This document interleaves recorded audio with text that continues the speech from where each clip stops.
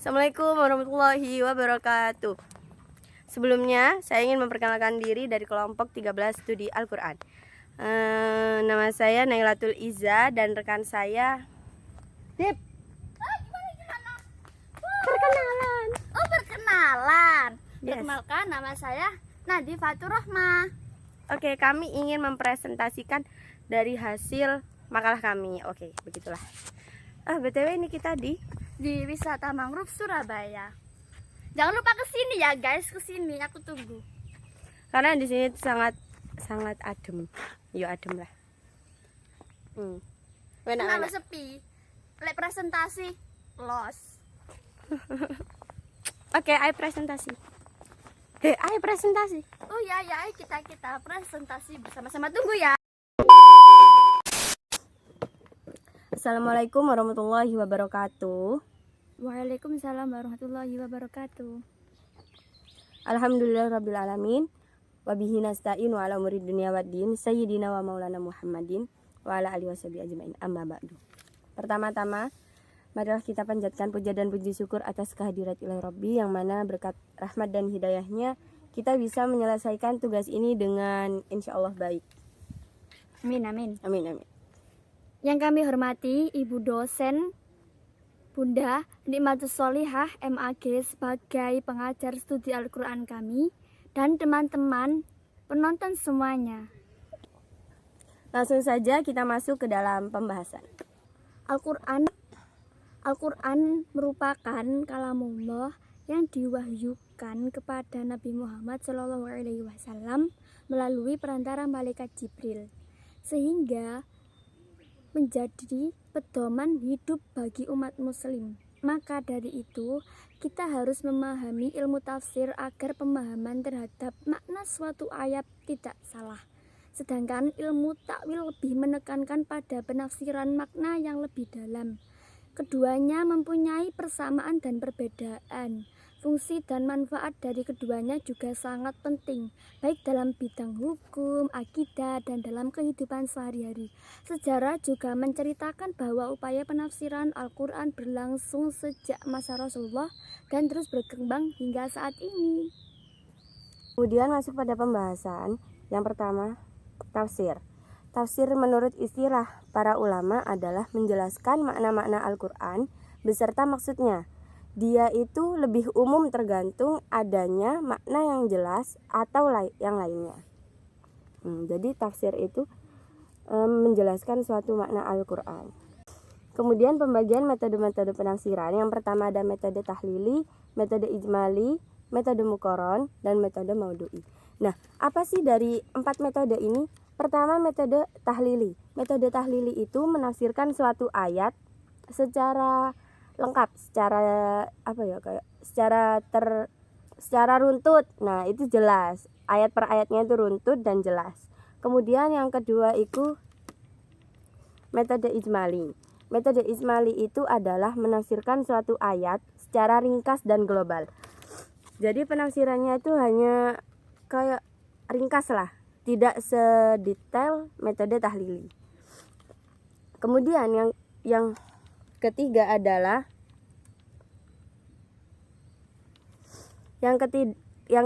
adalah metode muqaron.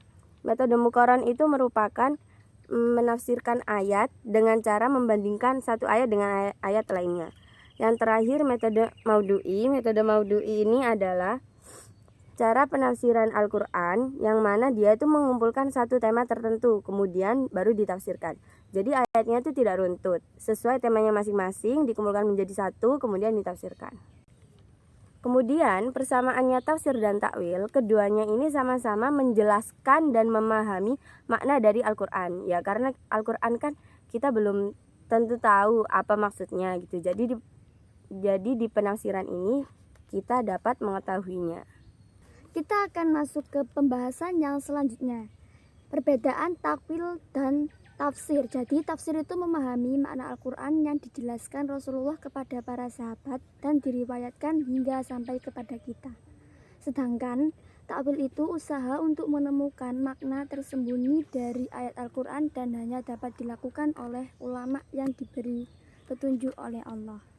Kita akan masuk ke bab selanjutnya, yaitu bab fungsi dari tafsir. Yaitu fungsinya untuk memudahkan seseorang dalam memahami makna ayat Al-Quran agar terhindar dari hal-hal yang menyimpang. Mengajarkan seseorang bagaimana mencintai Al-Quran serta maknanya. Menjadikan tafsir sebagai ilmu yang bermanfaat. Kedepannya, rasa ingin tahu dalam memahami Al-Quran. Dari mempelajari ilmu tafsir, kita dapat memahami isi kandungan Al-Quran dengan baik, sehingga tidak terjadi kesalahan makna. Selain itu, kita juga bisa mengamalkan perintah Allah dengan sepenuh kemampuan dan menjauhi larangannya. Kemudian, sejarah singkat tentang tafsir.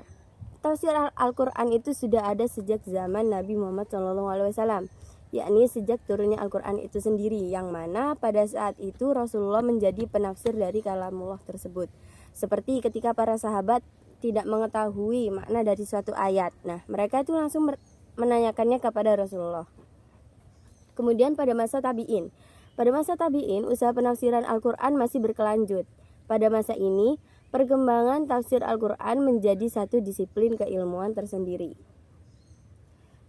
Kemudian pada masa kodifikasi hadis, yang mana riwayat yang berisi tafsir sudah menjadi bab tersendiri yang belum sistematis. Jadi sudah menjadi bab tersendiri tapi belum sistematis.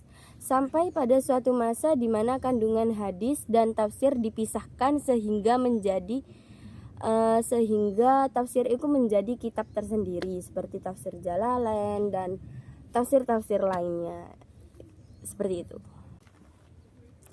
Kesimpulannya, tafsir dan takwil ini sama-sama bertujuan untuk memahami dan menjelaskan makna Al-Quran. Perbedaannya itu adalah tafsir itu lebih menekankan pada penjelasan makna ayat sesuai riwayat yang sahih.